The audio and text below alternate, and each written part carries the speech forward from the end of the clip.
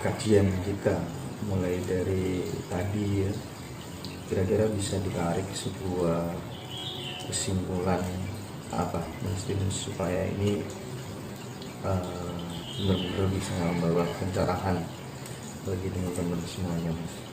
Jadi dari sekian saya ceritakan dari pertama sampai sekarang ini tadi, jadi proses awal pembentukan materi elemen semesta yang sifatnya makrokosmos dan mikrokosmos.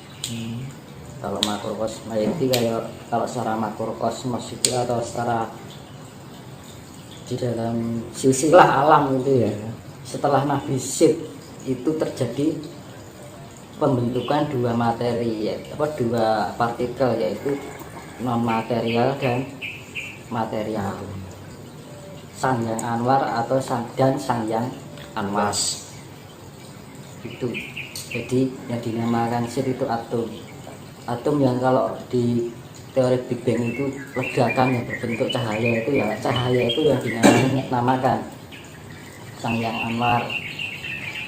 Dan pencahayaan itu menimbulkan pecahnya materi, terbentuknya planet-planet, bintang, meteor, kan itu materi. Awalnya seperti itu. Tapi kalau secara mikrokosmos, yaitu tadi yang namanya cahaya itu adalah aura, jiwa, yang dinamakan jiwa.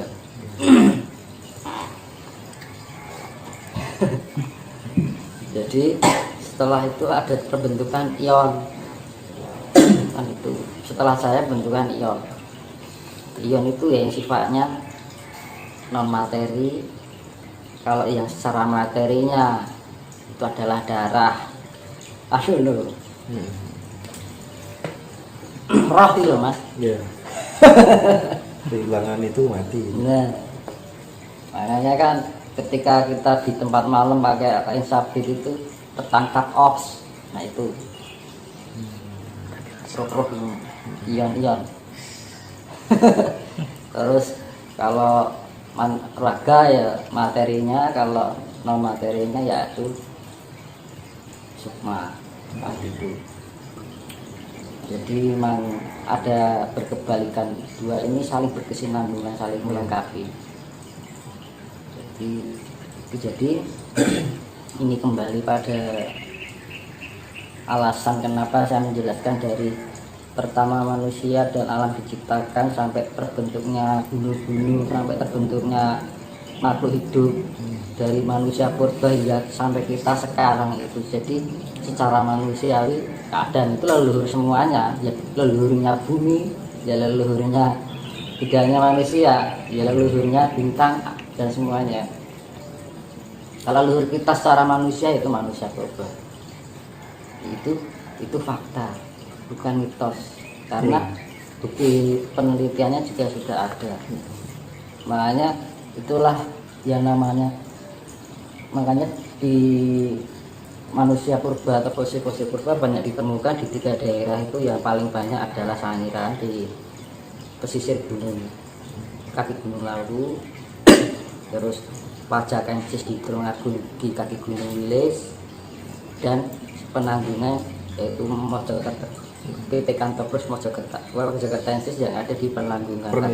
Nah itu dari 3 gunung itu sampai sekarang nggak ada masalah, aman-aman aja. Ketika di tempat lain banyak bencana kok aman-aman aja. Betul, termasuk corona juga begitu, Mas. Iya. Logis kan gitu. Jadi itulah fungsinya spiritual. Kalau kita sudah memahami tingkat partikel itu, mempelajari tentang kelembutan partikel-partikel alam semesta yang sifatnya non-material. Kalau secara materi kan kita terlihat gitu loh. Kalau non-material itu sangat susah sekali. Dan itu makanya fungsinya Sang Yang Nur Rasa itu kan rasa. Kan gitu. Makanya Sang Yang Nur Cahya itu kan ya cahaya itu tadi, jiwa itu. Jiwa melahirkan Sang Yang Nur Rasa. Akhirnya kita punya indera perasa penciuman itu karena punya rasa, ion. Itu Itu makanya dolanan HP iso ngrasake kandel tipis kan karena kita ada ion-ion tadi. Nah, ion-ion tadi terdapat senyawa. Senyawa itu membentuk zat cair, zat padat, zat gas, zat api. Besok itu di peradaban baru itu orang sudah supernatural. Jadi penggunaan pemahaman partikel, sudah tingkat partikel elemen. Jadi yang sekarang masih belum terbebas dengan imajinasi pikir, tapi besok itu sudah lepas dari imajinasi pikiran. Yang barangkali dulu kita kenal sebagai sesuatu hal yang gaib dan irasional, nanti semuanya bisa dinyatakan, bisa dilogikakan dengan sang yang rasa kita, nur rasa. Iya betul. Makanya dibilang nur, cahaya. Oke. Nah itu makanya dengan semua penjelasan ini dari saya kembalikan, kita harus mempunyai, jangan lepas dari otak dan hati kita tentang kasih sayang. Itu yang menyelamatkan kita. Itu secara non materi itu adalah kasih sayang. Tapi secara materi itu antara proton dan neutron itu harus kondisi kapasitasnya sama 50% antara nafsu dan ego itu harus 50% dan akhirnya dari 50% dan 50% ini antara proton dan neutron sama muatannya, sama kekuatan muatannya yang tarik menarik, akhirnya timbul kekuatan neutron.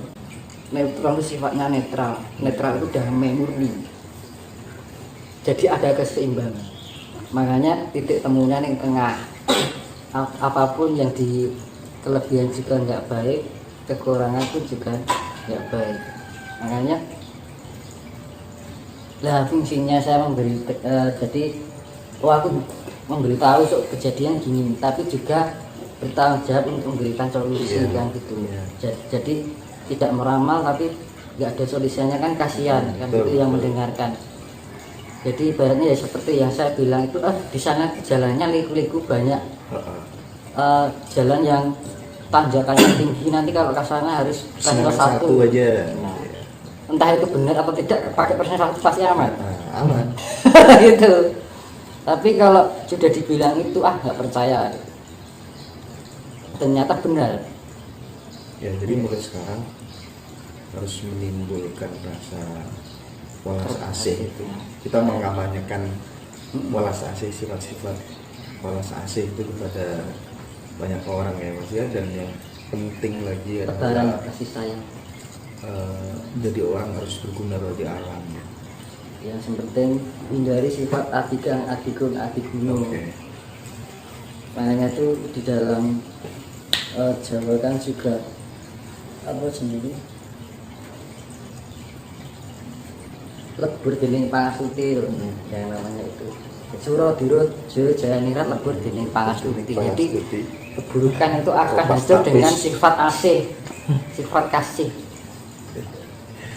yang itu sifat baik. Makanya segala kejahatan ini akan hancur dengan kasih. Ya besok itu orang cerdas sekali Mas. Jadi misalkan yang selamat itu terupgrade, ini aja sudah terjadi kok, belum dibalik aja sudah banyak terjadi orang yang mata batinnya terbuka, tiba-tiba bisa gini bisa gitu, terupgrade dengan sendirinya. Itu baru efek kecil. Tapi ada juga yang ternegatifkan. Jadi hanya orang pilihan kan gitu kan. Hanya orang-orang tertentu yang mungkin kandungan genetika dari leluhurnya itu bagus. Jadi istilahnya mendukung gitu loh, dari genetika leluhurnya itu mendukung si anak tadi. Jadi tiba-tiba mempunyai kelebihan yang sebelumnya dia tidak disadari, kayak terbangun itu spiritnya. Itu sudah terjadi. Gitu loh. Itu baru efek kecil, belum nanti kalau sudah pembalikan gini efeknya besar sekali. Dan besok ketika banyak orang bisa memahami partikel semesta itu tadi, orang akan pintar mencerdaskan diri. mengerti caranya penyempurnaan diri potensial yang ada dari setiap partikel dan cahaya dan aura cahaya tadi. Dengan mudah di zaman orang-orang dahulu itu dengan mudah dia ingin menyempurnakan partikel-partikel dalam bagian tubuh, semua bagian tubuh manusia itu di zaman itu. Makanya di ajaran besok itu ya seperti saya jelaskan di video sebelumnya, akan kembalinya ilmu sangkan parane dumadi, tapi secara metode ilmiah, tapi konsepnya sama. Ilmu sangkan parane dumadi, tapi secara metode ilmiah, tapi konsepnya sama. Ilmu sangkan parane dumadi panglurate diyu, kan gitu. Ilmu suatu pengetahuan sangkan parane dumadi itu kan dari awal berangkat dumadi kembali ke asal pangruating diyu, itu penyempurnaan diri agar kita menjadi hal yang sifatnya kotor di dalam tubuh kita itu menjadi sempurna lagi. Nah tadi makanya saya jelaskan tadi yang untuk pemurnian itu yang dimurnikan ada dua sifat, yaitu non material dan material. Non material tugasnya Isa Al-Masih itu tadi, kalau diwayang Isa Geni kan gitu, Isa Geni titisan Sang Yang Wanang. Isa Al-Masih dibilang kalau Nasrani putra Allah kan ngono. Lah dengan cara kasih. Nah, untuk penyempurnaan partikel non materi itu dengan kasih penyempurnaannya, pemurniannya kan gitu. Terus ya tadi yang non materi, yang materi itu penyempurnaannya dengan air laut. Di agama yang namanya Nabi Khidir, penguasa laut. Kalau diwa yang Antasena, titisan Sayang Dalno, makanya disapu dibersihkan karena air laut sifatnya penetralisir kan gitu.